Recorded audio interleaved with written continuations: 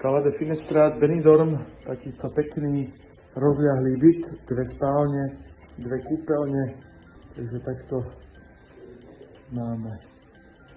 obývačku, tuto je kuchynský kút, samozrejme toto sa dá pribúrať, lebo taká kuchynka stačí,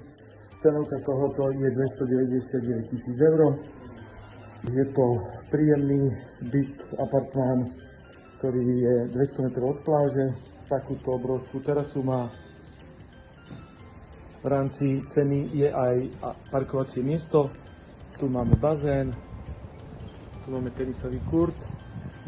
tuto máme obchod, konzum a odtiaľ 200 metrov je na pláž Cala